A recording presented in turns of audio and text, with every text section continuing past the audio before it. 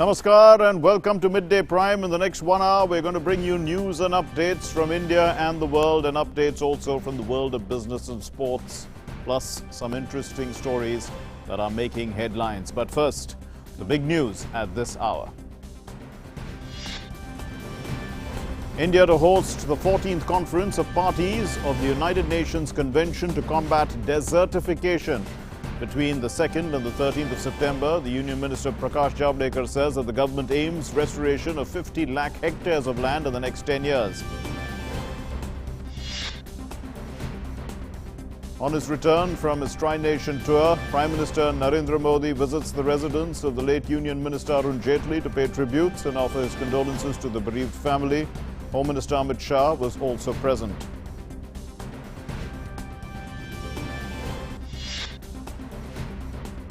Prime Minister meets world champion PV Sindhu, calls her India's pride, a champion who has brought home a gold and lots of glory. Sindhu becomes the first Indian to be crowned world badminton champion in Switzerland yesterday. Prime Minister asserts that all issues between India and Pakistan are bilateral. In his meeting with US President Donald Trump on the sidelines of the G7 summit, the Prime Minister says there is no scope for third-party mediation. Two terrorists apprehended in a joint operation by security forces in Baramulla. Warlike stores recovered. Pakistan violates the ceasefire once again. The army gives a befitting reply.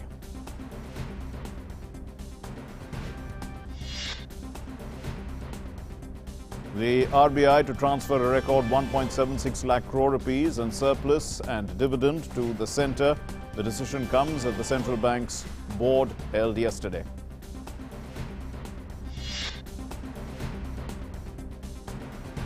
And big boost to efforts to put out the raging fires engulfing the Amazon rainforest. The G7 pledges $22 million, while Britain and Canada also come out with additional funds to protect the forest known as the lungs of the planet.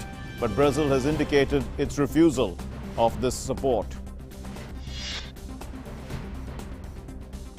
And US President Donald Trump expresses his readiness to meet Iran's President Hassan Rouhani and resolve differences on the nuclear issue. Trump, however, says that the meeting is possible only if circumstances are right.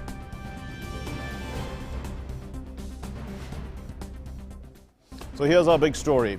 The Minister of Environment, Forests and Climate Change, Prakash Javadekar, today addressed the media at the curtain raiser press conference of the UN Convention to Combat Desertification. He did so in New Delhi, and briefing the media, the minister said that the UN Convention meet, which will be held in Delhi from the 2nd to the 13th of September, will see the participation of over 3,000 representatives from over 200 countries. India is hosting this wonderful COP-14, and we will have assumed the presidency during this, and India will be playing a lead role in combating desertification. For next 2 years, we will be the president, and we will move the world in the right direction by taking cooperation of all countries. More than 200 countries are coming. They have confirmed their participation. More than 3,000 delegates have confirmed. Nearly 100 ministers are coming, 94 have confirmed, and all the UN officials will be there. And the Environment and Forest Minister also said that the Conference of Parties will focus on desertification and degradation of land, while he added that 50 lakh hectares of degraded land will be made fertile in the next 10 years. We have taken a target, as our ministry has taken a target to restore 50 lakh hectares of land by 2030. So from degraded land, we will convert into a fertile land. So that is our main target, and we are also establishing one center of excellence in Dehradun to help the world to gear up the research and start learning from each other and making progress to combat desertification. So that will be our thing, and whatever be the New Delhi declaration will be there. That is the common resolve of the world. And that resolve, we will also take it forward and make an effort, positive effort, to ensure that the world also follows what Delhi decides. So what is the Conference of Parties 14 that's going to be held in New Delhi next month from the 2nd to the 13th? Let's take a look at what the major themes at this conference are going to be like. So the major theme is restore land to sustainable life, and what it comes under that is health and well-being of 3.2 billion peoples are directly or indirectly impacted by desertification and land degradation. And also urban expansion is consuming more and more prime agricultural land. So that's a big issue. And there is an urgent need to effectively tackle that. Also, there's healthy land. That is for some only in the form of capital. Otherwise, they don't have that. It is a natural storage for fresh water. But when degraded, land loses all these functions, and close to half of the global population is living in potentially water-scarce areas. These are the big themes that are going to be discussed at the conference. Now, over 100 countries have already established their land degradation neutrality targets. India too, as we heard there, for the next 10 years. And some 70 countries that suffer from droughts are going to be participating in this important conference, COP-14. Some of the other themes are the land-based solutions. These are envisaged for implementation under the land neutrality targets that could contribute up to 30% of emissions gap needed to meet the 1.5 degrees Celsius target under the Paris Climate Agreement. So this is closely associated with the targets of the Paris Climate Accord. Now, uniform indicators on the condition of our land resources are now being monitored at the national, regional and global levels as part of the Sustainable Development Goals indicator framework. All these themes, so they all feed into each other, and we can see that about 2 billion hectares of land. This is an area which is twice the size of China. This is already degraded, but it can be restored. So that's the big target. It can be restored back to health. And we have only one earth, and land restoration on a large scale will create jobs and opportunities for people. So over 4,000 participants from all over the world are participating in this COP14. The parties to the convention will agree on the actions each country will be taking over the next 2 years and beyond. So that is basically what COP14 from the 2nd to the 13th of September in New Delhi is going to be on desertification, restoring land to sustainable life. That's the major theme. So we are joined by our correspondent Nishant Saurabh, who is closely following this particular conference. Well, Nishant, tell us a little bit now about this conference. You know, it's an extremely important conference. We can see that about 70 of the countries that are affected by water stress will be here. India has put forward some targets. Can you tell us about India's targets? जी देखिए, ये काफ़ी important conference है जो कि India में आयोजित हो रही है 2 से 14 सितंबर के बीच। और जहाँ तक टारगेट की बात करें तो काफ़ी एम्बिशियस टारगेट इंडिया ने सेट किया है अपने लिए कि जो जिसका डिजर्टिफिकेशन हो चुका है, लैंड डिग्रेडेशन हो चुका है, उनमें से 50 लाख हेक्टेयर जो ज़मीन है उसको रिस्टोर करने का ये नेक्स्ट 10 इयर्स का टारगेट है कि अगले 10 साल में हमको इस टारगेट को अचीव करना है कि 50 लाख हेक्टेयर जो लैंड डिग्रेडेड हो चुका है उसको कैसे रिस्टोर किया जाए, यानी उसको कैसे फर्टाइल किया जाए। तो ये एक बड़ा टारगेट है और इसके लिए पूरी दुनिया को एक साथ आना पड़ेगा, एक मंच पर आना पड़ेगा और कैसे इस टारगेट को अचीव किया जाए उस पर चर्चा करने के लिए ही ये जो COP14 है, कॉन्फ्रेंस ऑफ द पार्टीज जो आयोजित की गई है, उस पर जो पूरे 2 से 13 सितंबर के बीच इन इश्यूज पे चर्चा होगी। और अगर पर्टिकुलरली इंडिया की बात करें कि किस तरह इस टारगेट को अचीव कर रही है सरकार, अगर उस पर थोड़ी सी चर्चा करें तो हाल के दिनों में भारत सरकार ने कई ऐसे स्टेप्स उठाए हैं जिनसे कि इस टारगेट को अचीव करने में मदद मिलेगी। जैसा कि आपको आपको पता है कि एनडीए 1 सरकार आने के बाद जो मोदी सरकार ने सॉइल हेल्थ कार्ड योजना की शुरुआत की थी और आज देश के हर किसान के पास सॉइल हेल्थ कार्ड है, या फिर उसके बाद पर ड्रॉप मोर क्रॉप जैसी योजना की शुरुआत हुई और जो किसान है उनको इंसेंटिवाइज किया जा रहा है कि वो कम से कम पानी का उपयोग करके ज़्यादा से ज़्यादा फसल उगाएं।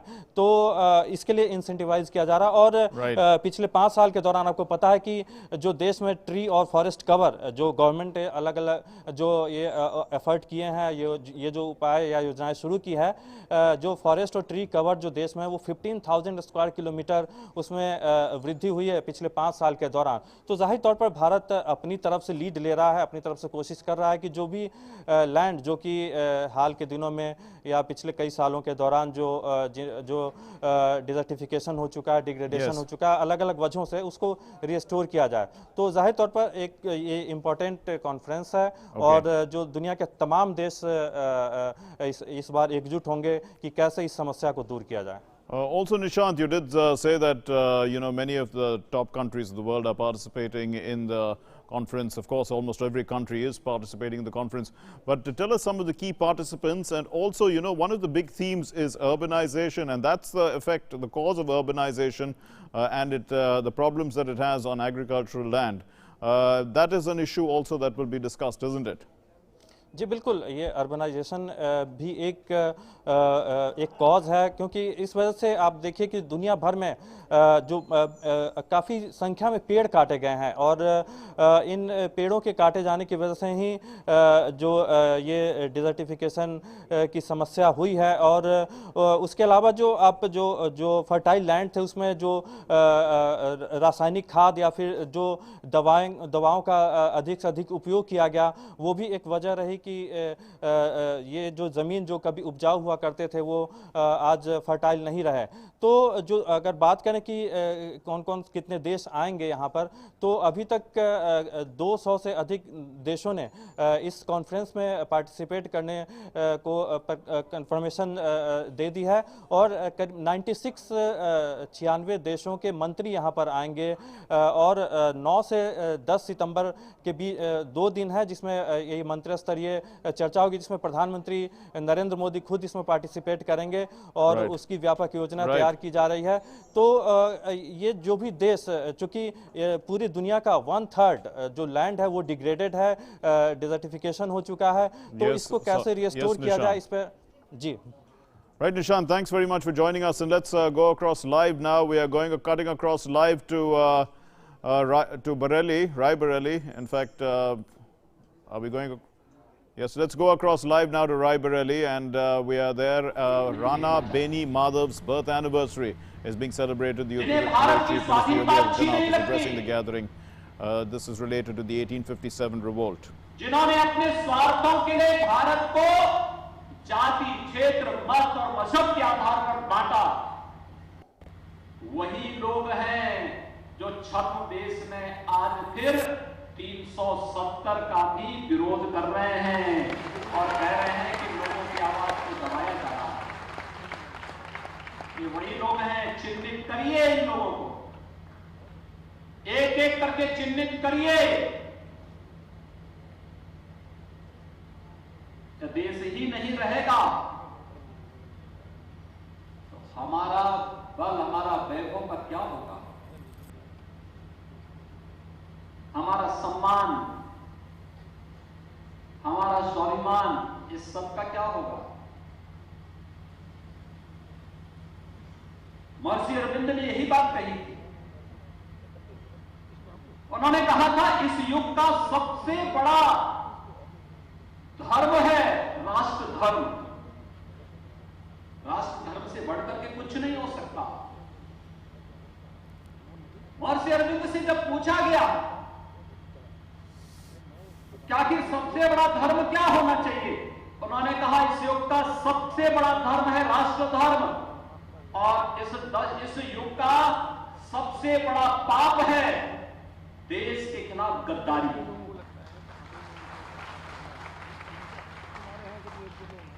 भारत सरकार 1999 में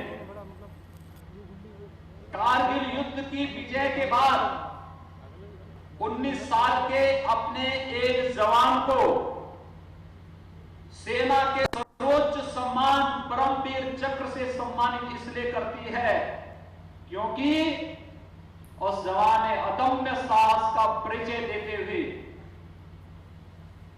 जहां पर चढ़ना असंभव लिखा होता है उस असंभव को संभव बना करके भारत के तिरंगे को वहां पहनाने का कार्य किया।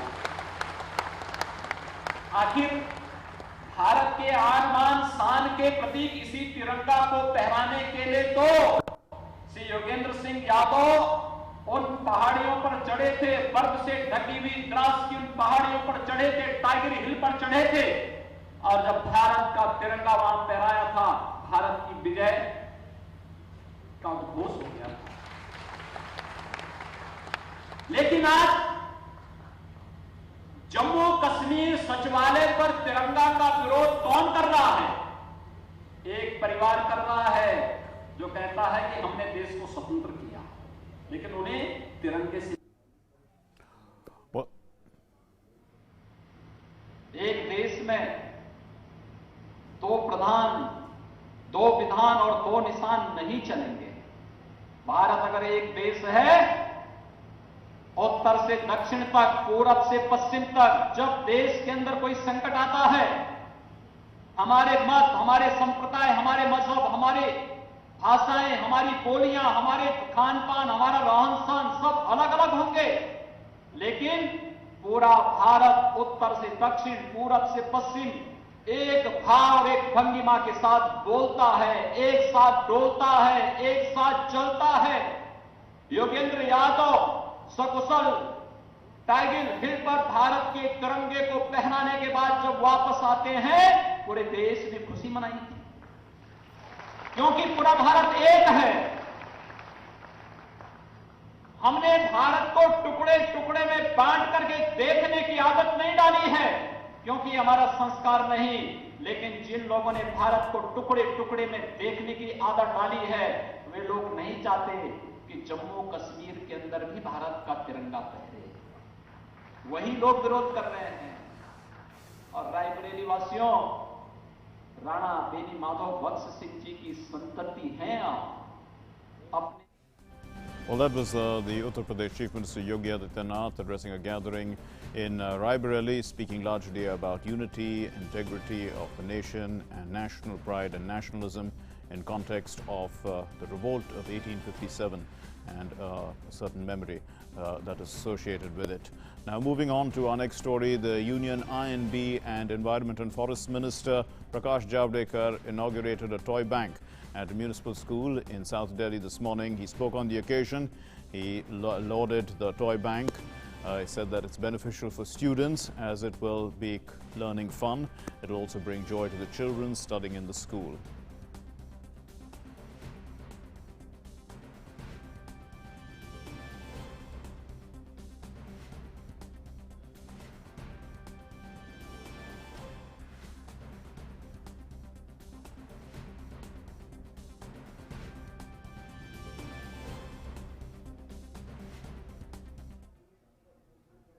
मुझे बहुत खुशी है कि मुझे लगता था केवल दिल्ली शहर में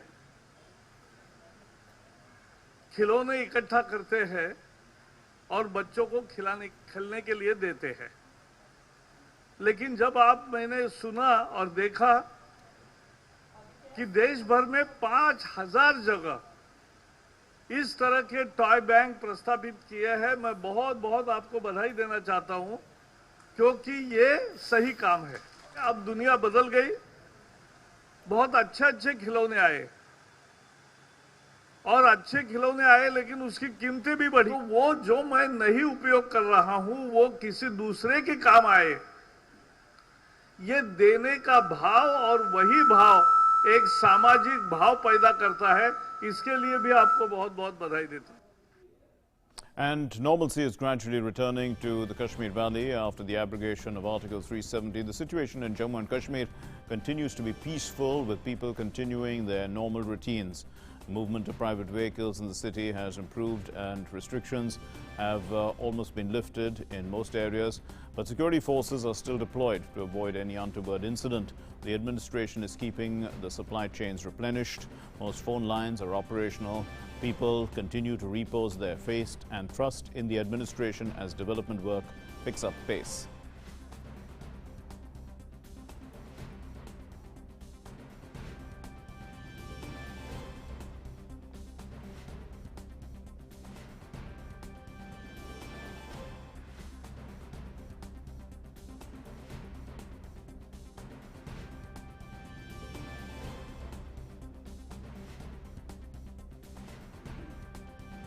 And in Jammu and Kashmir, heavy ceasefire violation took place in 2 locations in Poonch yesterday. The Indian Army retaliated to the heavy firing by Pakistan. In the general area of Dalina Chowk, 1 terrorist was apprehended after a joint checkpost manned by the Jammu and Kashmir police and the army drew fire from a truck. And the second terrorist was also who had entered nearby a Mohalla locality, and search operation is underway.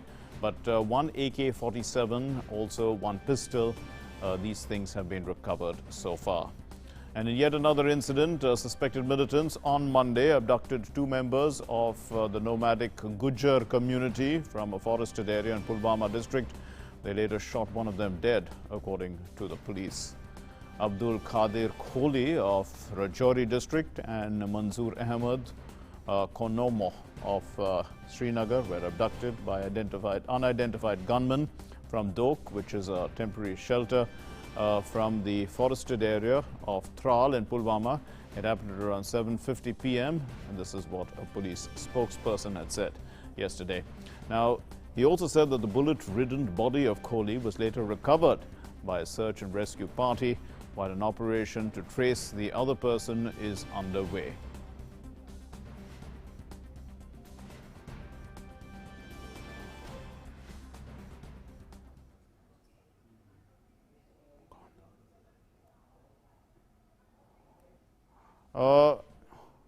We are joined by Anuj Yadav, our correspondent from Jammu and Kashmir. Well, Anuj, situation not sounding very good right now in terms of, terrorist activities are also coming to light.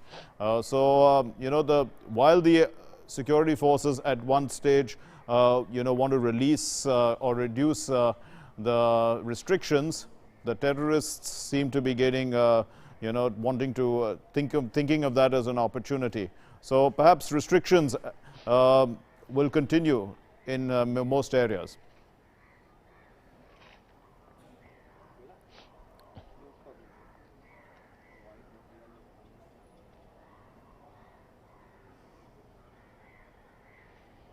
देखिए, बिल्कुल जिस तरीके से ये joint operation हमेशा लगातार कश्मीर और जितने भी इलाके हैं वहां पर चलते रहते हैं।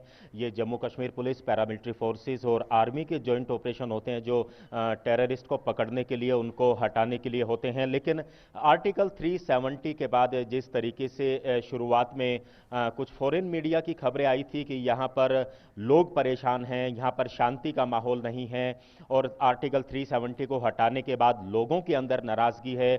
मार्कलेन, हम जानते हैं, आप भी कुछ समय पहले कश्मीर के अंदर आए थे, आपने भी यहां से रिपोर्ट्स दी थी, और हम डीडी न्यूज के माध्यम से लगातार ऐसी तस्वीरें देश के सामने लेकर आ रहे हैं कि यहां पर जो आम जनजीवन है वो लगातार सामान्य हो रहा है। आर्टिकल 370 हटने से जो यहां की आम जनता है, आम आवाम है, उसको इससे कोई फर्क नहीं पड़ा है। लेकिन जो कुछ ऐसी विचारधारा के लोग हैं, अलगाववादी विचारधारा के लोग हैं, उन्होंने पब्लिक के बीच में ऐसे मैसेज पहुंचाने की कोशिश जरूर की थी। लेकिन अब धीरे धीरे एडमिनिस्ट्रेशन की तरफ से जो लोगों को सुविधाएं मुहैया कराई जा रही हैं, सेंट्रल गवर्नमेंट की तरफ से जो बड़ी स्कीम्स है, उनके इंप्लीमेंटेशन के लिए जो लगातार यहां पर रिव्यू मीटिंग्स हो रही हैं, उसके बाद यहां की आम जमहूरियत को अब लगने लगा है कि सही में कश्मीर अगर आगे बढ़ सकता है तो निश्चित तौर पर यहां की आवाम को सरकार का, एडमिनिस्ट्रेशन का साथ देना होगा।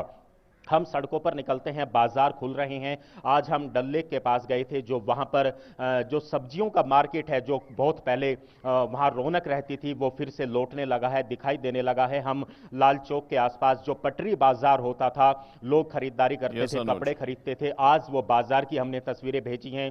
और कल हम कुपवाड़ा और लाइन ऑफ कंट्रोल के आसपास के इलाकों के जो ग्रामीण इलाके हैं मार्क, वहां पर गए थे। हमने वहां सीधा सवाल लोगों से पूछा कि आर्टिकल 370 खत्म होने के बाद, हटने के बाद आपको क्या नुकसान हुआ। उन्होंने कहा कि आर्टिकल 370 के बारे में हम कुछ नहीं जानते, हम सिर्फ अपने इलाके के में डेवलपमेंट चाहते हैं। कश्मीर के आज भी जो इंटीरियर इलाके हैं, जो ग्रामीण इलाके हैं, लाइन ऑफ कंट्रोल के इलाके हैं, पिछले 70 साल के अंदर चाहे सियासत किसी की भी जम्मू कश्मीर में रही हो, लेकिन वो इलाके आज भी पिछड़े हुए हैं। लोग वहां डेवलपमेंट चाहते हैं और यही तस्वीरें, यही लोगों की बात हम देश और दुनिया के सामने लगातार डीडी न्यूज के माध्यम से पहुंचा रहे हैं और आम जनजीवन लगातार यहां पर सामान्य होने की ओर आगे बढ़ रहा है। मार्कलेन, In fact, Anuj, those visuals you've sent surely clearing people's doubts. They are showing that life is pretty much normal in Srinagar. But I was on a larger subject, because there is an intensity in Pakistan's ceasefire violations. They are infiltrating terrorists into the valley.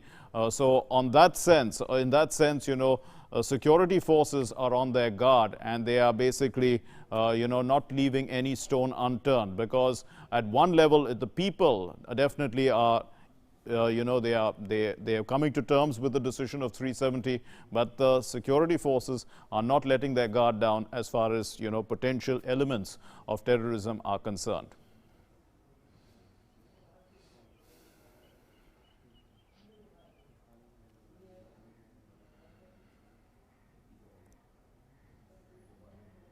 बिल्कुल, आपने बहुत सही सवाल, बहुत सही बात आपने कही, क्योंकि जिस तरीके से माहौल कुछ लोगों ने मार्कलिन बनाने की कोशिश की है, चाहे वो पाकिस्तान की तरफ से की गई हो या फिर अलगाववादी विचारधारा या उनके संगठन के द्वारा यहां पर की गई हो, एक लोगों के अंदर मार्कलिन जो अलगाववादियों का डर होता था और जिस डर को पिछले 70 साल के अंदर बनाया गया है, उस डर को दूर होने में धीरे धीरे समय जरूर लग रहा है। लेकिन अब लोग इस तरह के लोगों की विचारधारा जो है उसको नहीं मानते हैं। सिक्योरिटी फोर्सेस का निश्चित तौर पर डिप्लॉयमेंट, हैवी डिप्लॉयमेंट किया गया है, चाहे शहर हो, बाजार हो, गांव हो, और लोगों को कहीं ना कहीं काउंसलिंग भी एडमिनिस्ट्रेशन की तरफ से दी जाती है कि आर्मी जो है वो आपके भले के लिए यहां पर है। कल जब मैं कुपवाड़ा के मच्छल इलाके के अंदर गया था, तो वहां पे एक मेले का आयोजन किया गया था जो हर साल किया जाता है। कुछ इलाके आज भी कश्मीर के अंदर ऐसे हैं जहां लोगों का जनजीवन आर्मी के ऊपर, भारतीय सेना के ऊपर डिपेंड है। आर्मी के लोग उनको राशन मुहैया कराते हैं, उनको स्कूल, उनके हॉस्पिटल्स की जो फैसिलिटीज हैं वो प्रोवाइड कराते हैं। और कल हमने लोगों से जब बातचीत की थी तो उन्होंने इस बात को साफ कहा था, अगर भारतीय सेना अगर उनके इन इलाकों में ना हो तो उनका जनजीवन नहीं चल सकता। कुछ ऐसे इलाके हैं जहां हैवी स्नोफॉल होती है, 6 महीने के लिए रास्ते बंद हो जाते हैं, ऐसे में आर्मी ही उनके लिए सबसे बड़ा सहारा बनकर आती है। निश्चित तौर पर आर्टिकल 370 हटने के बाद जो हैवी डिप्लॉयमेंट सिक्योरिटी फोर्सेस क्या किया गया है वो यहां की आवाम की सुरक्षा के लिए किया गया है, और यहां की आवाम, यहां की जनता, कश्मीर के लोग इस बात को समझते हैं। और इस वजह से हम कह सकते हैं कि आर्मी चाहे पैरामिलिट्री फोर्सेस हो, अब जो है आम जनता भी उनका सहयोग करती हुई नजर आ रही है और पैरामिलिट्री फोर्सेस उनका सहयोग करते हुए नजर आ रहे हैं। आने वाले समय में जो कश्मीर की रौनक है वो वापस लौटती हुई नजर आएगी। इसी इंतजार में कश्मीर की जो आवाम है, जनता है, वो लगी हुई है। Right, thanks very much, Anuj Yadav, joining us from Srinagar with the update. Now moving to our next story, and after returning from his three-nation tour to France, Bahrain and the United Arab Emirates, the Prime Minister visited the family members of the former Union Minister late Arun Jaitley, at his residence and offered floral tributes to a portrait of the departed leader. And Union Home Minister Amit Shah also arrived at Jaitley's residence earlier and received the Prime Minister along with Rohan Jaitley, the former Union Finance Minister's son. Arun Jaitley, who was 66, passed away at the All India Institute of Medical Sciences in New Delhi on Saturday.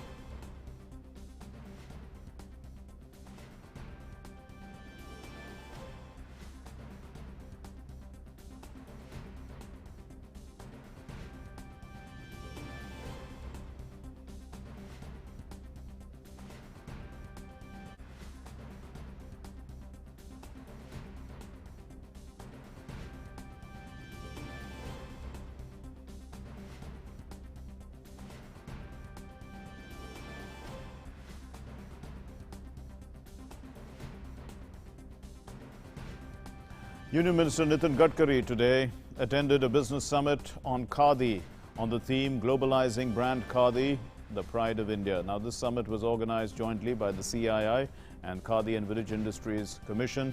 Various companies of textile, apparel, e-commerce, along with retailers and designers also attended the summit, and on the occasion the Union Minister said that Khadi is associated with Gandhi's vision of creating Swadeshi products.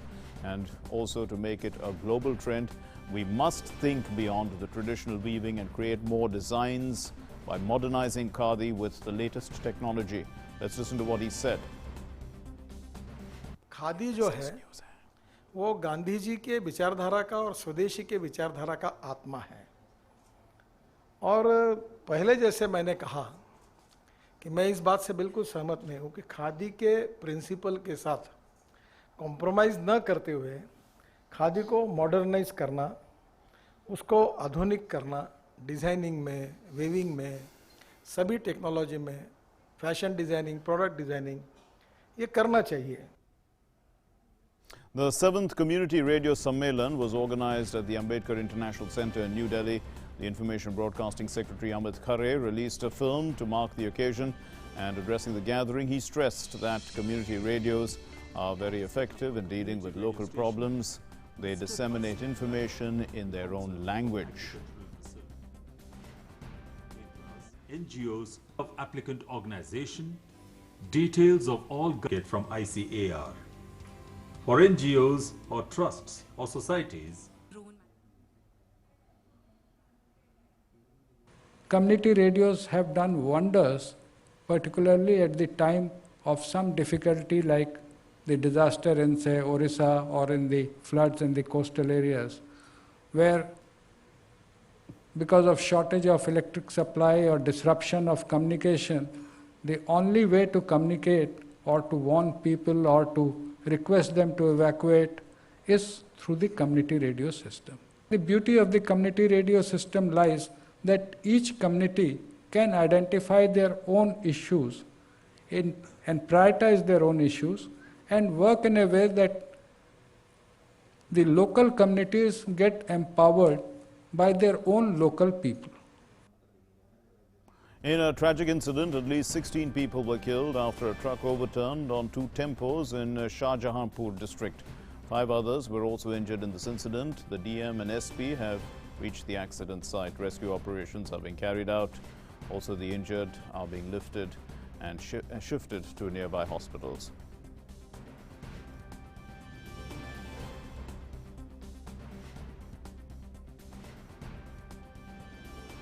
And we are joined on the phone line by our correspondent Ashutosh, who has more details about this. Ashutosh, a tragic accident indeed. Fill us in with the details. People are being taken to a nearby hospital. What are the chances of, tell us first of all about, tell us about the accident itself and whether, we have enough survivors. बिल्कुल mark, ये घटना जो हुई है शाहजहांपुर में रोजा थाना क्षेत्र में नेशनल हाईवे 24 पर जमुका चौराहे के पास ये बड़ा सड़क हादसा हुआ है। यहाँ पर सवारियों से भरे ऑटो में ट्रक की टक्कर के बाद खड़े मैजिक ट्रक पर ट्रक पलटने की वजह से पहले 16 लोगों की मौत हुई थी, लेकिन अभी सूचना ये मिल रही है कि लगभग 17 लोग जो है मारे गए हैं, जबकि 5 लोग जो है गंभीर रूप से घायल हुए हैं। वहाँ के जिलाधिकारी ने और एसपी ने मौके पर जाकर के राहत और बचाव कार्यों का जायजा लिया है। घायलों को जो है भर्ती कराया गया है अस्पतालों में।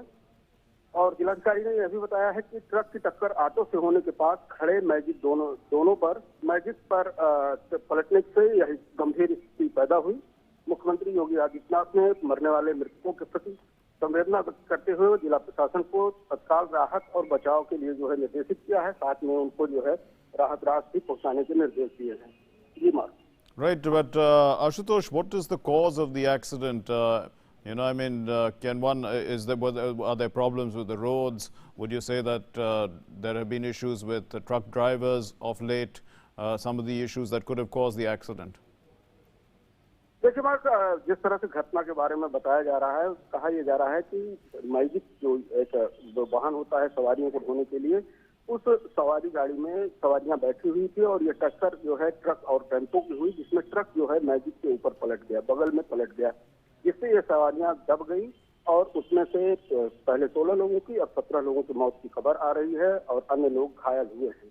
ये सड़क हादसा जो है गंभीर स्थिति बताता है कि जिस तरीके से सड़क का पर जो है वाहनों का परिचालन है, जिस तरह से सवारियों की सोने की व्यवस्था है, कहीं न कहीं उसमें इस तरह की दिक्कतें जरूर हैं कि जब 10 सड़कों पर ये सवारियां भरी जाती हैं, टेम्पो जो है उन सवारियों को लेने के लिए रुकते हैं और साथ में ही बड़े वाहन भी गुजरते रहते हैं, तो अक्सर ये बात देखने में आई है कि ऐसी स्थितियों में दुर्घटना होती है और दुर्घटना के बाद लोगों को जान से हाथ धोना पड़ता है। जी मार। Right. Thanks very much, Ashutosh Shukla, with those updates. A tragic accident indeed. 17 people have been killed after a truck has overturned on tempos in Shahjahanpur. And time now in Midday Prime for updates from the world of business.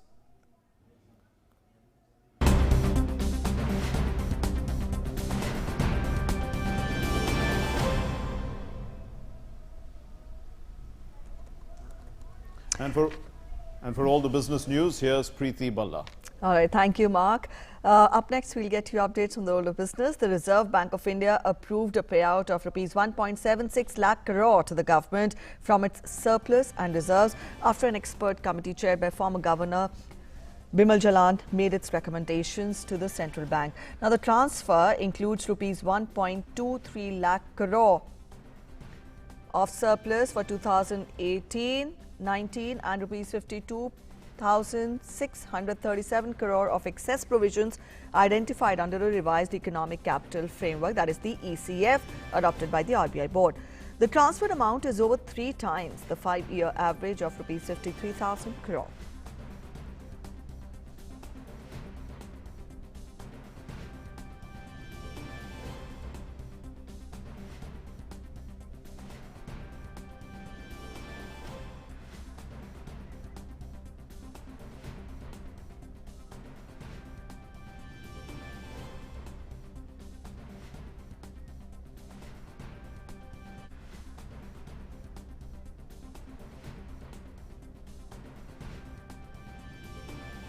All right, to talk more about it and to discuss its further implications, we're joined in by a guest in our studio. We're joined in by Professor Charan Singh. He is the CEO of eGrow Foundation. Thank you so much, sir, for joining us this afternoon on Midday Prime. Let's talk about what exactly led to the RBI giving out the amount of such a scale, because we know that every year RBI gives the dividends to the government, and also, but this time around we've seen that it is as much as 3 times what has been the last 5 years average, that is 53,000 crores. So exactly what factors led to RBI shelling out money at such a scale?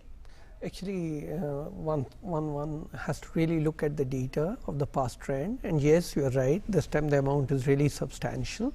But if you look at the last 5 years or 6 years, 50,000, 65,000, sometimes even 30,000 crore gets transferred. Yes, to that extent, 1,23,000 crore is really something which compares with that 50,000.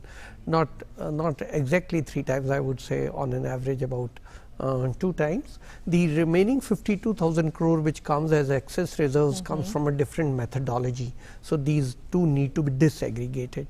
I would also like to mention one thing: in the rest of the world too, in almost every country, the profits of the central bank, Reserve Bank in our case, does get transferred to the government. So this is not something very unique to India. This is something which is done everywhere in the world. Even in the USA, this is a standard practice. So that has to be taken into account. But if you recollect, sometimes in December 2018, there was a discussion about excess reserves with the RBI and whether those can be transferred to the government. And then the Jalan committee had been constituted with various experts on its members, and the Jalan committee submitted its report to the Reserve Bank last Friday. And according to that report, and I think it's a very scientific report, I haven't been able to read the whole report, but whatever has been coming in the newspapers and whatever I gather from there seems to be very logically being discussed. And of course, we have been reading in the papers the dis and notes and other things, the discussion and the quality of the report which is being prepared. Which eventually got ironed out. Which got ironed out, yes, that's right. Now, the issue is that according to the Jalan committee report, there has to be some economic capital framework, and according to the economic capital framework, they said that about 24 to 20% of the reserves should be kept as the balance sheet, right. So, and according to the latest information coming in, it is around 23.3%. So, whatever was the reserves, whatever was the surplus, which is 1,23,000, automatically then moves to the government. The 50,000 crore, which is separately the separate amount, it is the excess reserves which had been built in, and probably that has moved on. Now, I liked what the Jalan committee report had said, and you should please remember that Dr. Jalan was in the Ministry of Finance for a very long time, and also in the Planning Commission, as well as in the Reserve Bank as a governor. So, he has a fair picture on both sides of what the fiscal authority is and what the monetary authority is.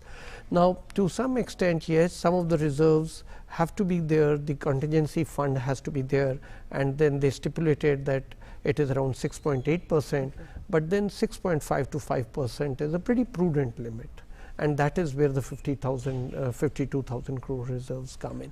So, I look at it from the angle of, if you have to have a robust balance sheet of the central bank, which it is, and which will maintain the reserves in the range of 24 to 20%, and if the contingency fund has to be in the range of 5 to 6%, which it is, there is certain amount of money which is with the RBI which can be released, and over a period of, this is the first year that it has been released, and I think in the next 3 to 5 years there is a provision that it will get further released. So, to that extent, the balance sheet of the central bank gets adjusted and the reserves get adjusted.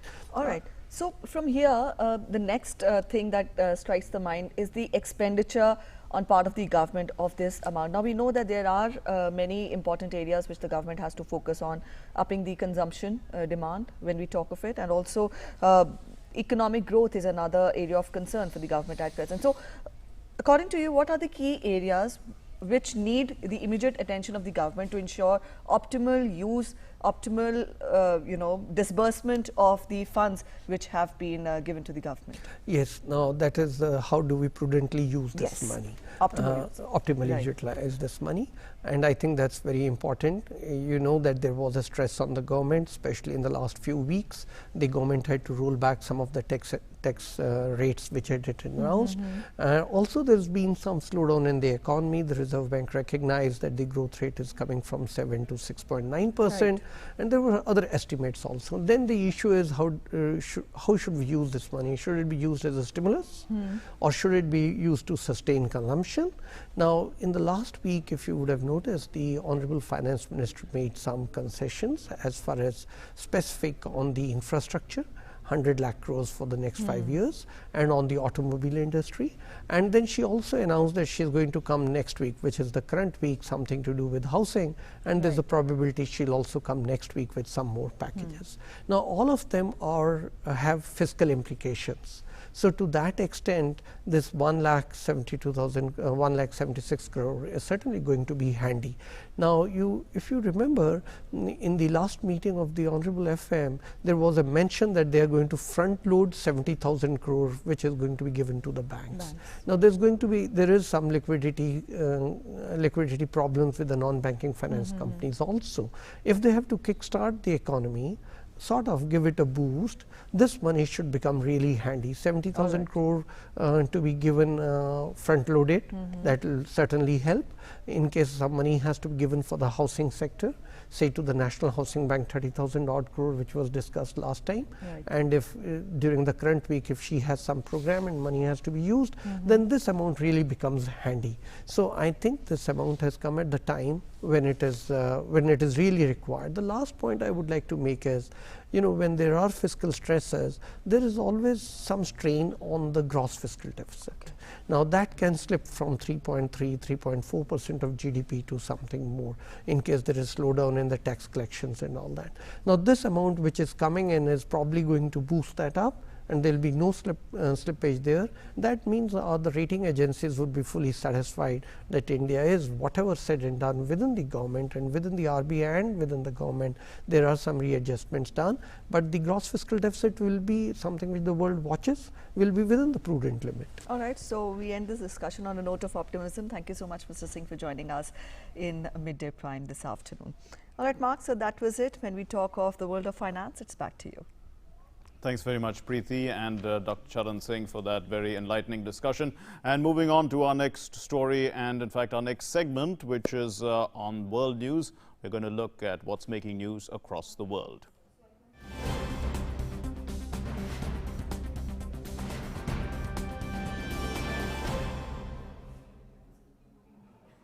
The G7 summit in Biarritz, a town of France, has concluded, and relief and commitments towards environmental concerns were addressed. The UK, Canada, France, Germany, Italy, Japan, also the United States decided to fund an emergency donation of $22 million to fight the fires in the Amazon. But that decision was announced by the host country, French President Emmanuel Macron. However, Brazil has reportedly rejected this aid from G7 countries to fight the wildfires in the Amazon. A top official told French President Emmanuel Macron to take care of his home and colonies. The chief of staff to the president, Jair Bolsonaro, Onyx Lorenzoni, that's the name of the person who is the aide to the president. And he said he is quoted by the media reports as saying that the Brazilian government has appreciated this offer, but those resources are probably more relevant to reforest Europe. And in Peru, locals took up brooms, shovels and branches to fight back advancing fires. This is at the Ampe Natural Reserve in the Apurimac region, and over 140 hectares of forests have been burned so far. So this country is also battling nearly 150 forest fires in the dry season. These fires in Peru come as the neighboring Brazil struggles to control tens of thousands of fires in the Amazon region. A sad state of affairs indeed.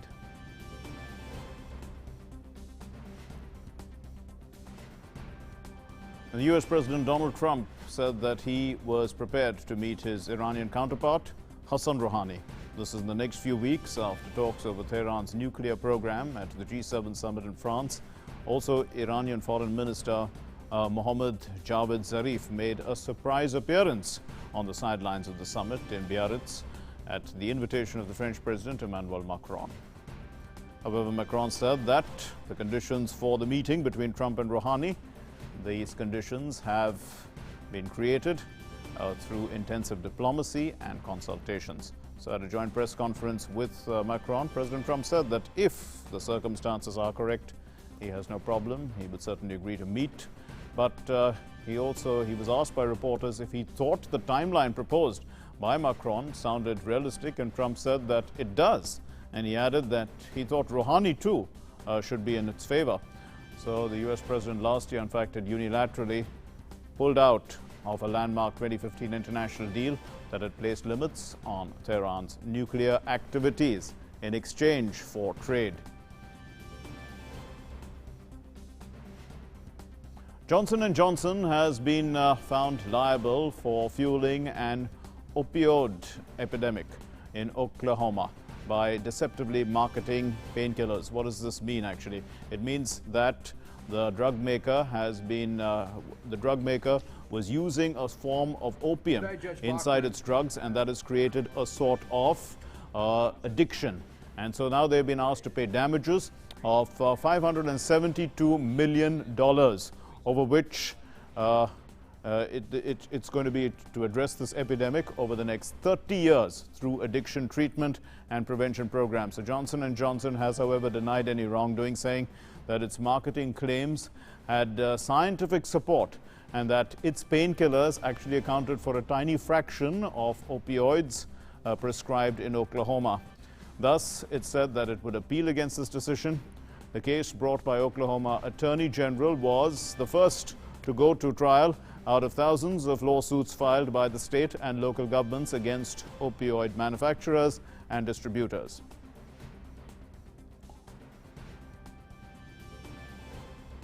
So it's time now for news from the world of sports.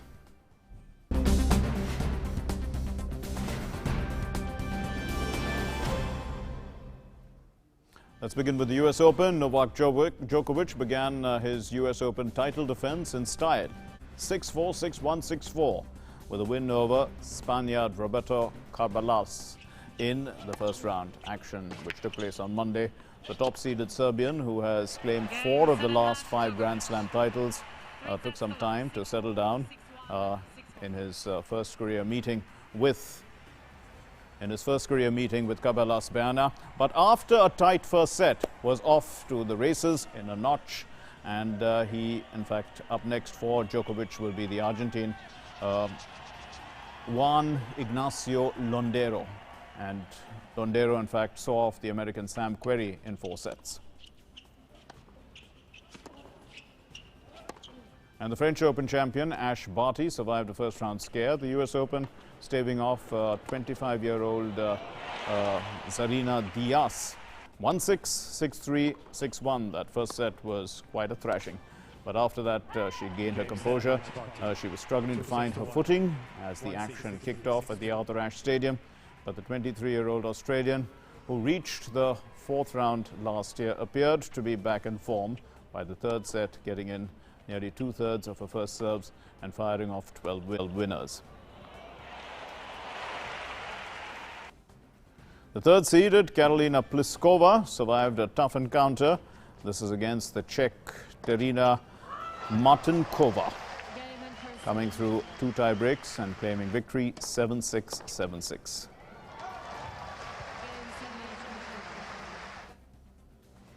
Riley Opelka secured an upset victory, defeating the 11th seed Fabio Fognini 6-4, 6-3, 6-7, 6-3 to win his first main draw match at the tournament.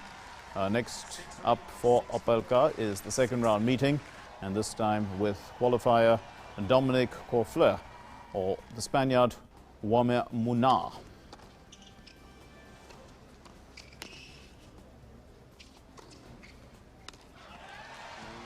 And Kristina Mladenovic upset the former world number 1 Angelique Kerber 7-5, love 6, 6-4 on Monday to put an early end to the 2016 US Open champions bid for a 2nd trophy at the Flushing Meadows. But the outcome registered as a surprise and not quite a shock, as Kerber in recent months has not looked like the player who had won the US Open and the Australian Opens in 2016. Before capturing the Wimbledon championship last year.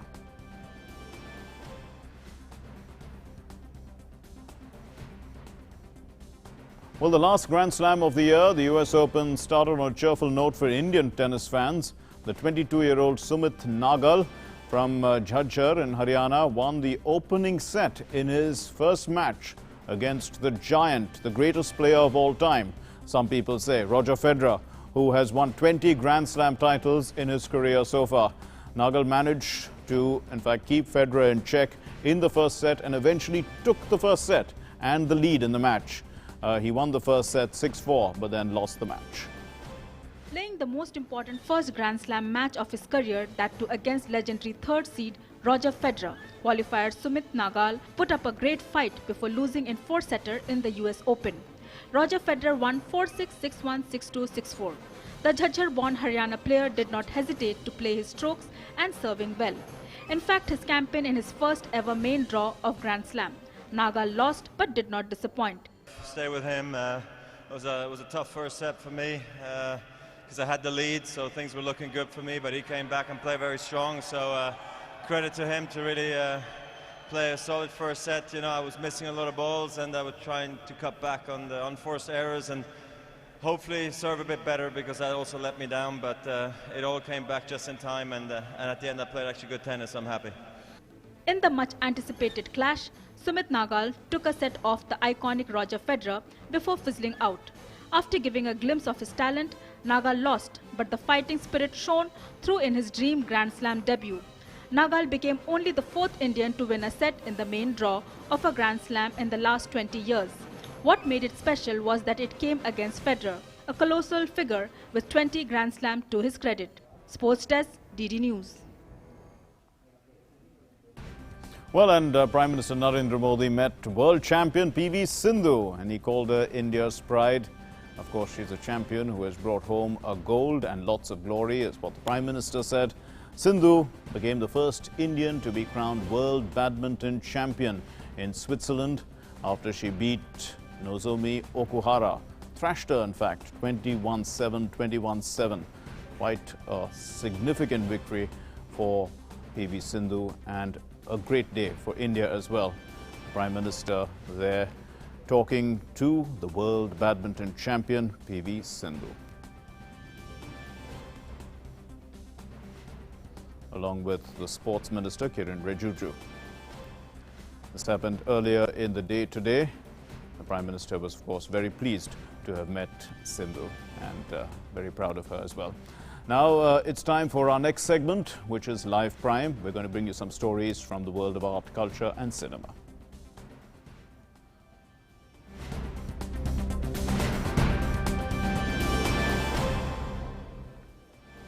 Well, in a display of faith and patriotism, Kiran Ishar from Poonch has decided to take the Lord Ganesha idol from Mumbai to Poonch in Jammu and Kashmir to celebrate Ganesh Utsav.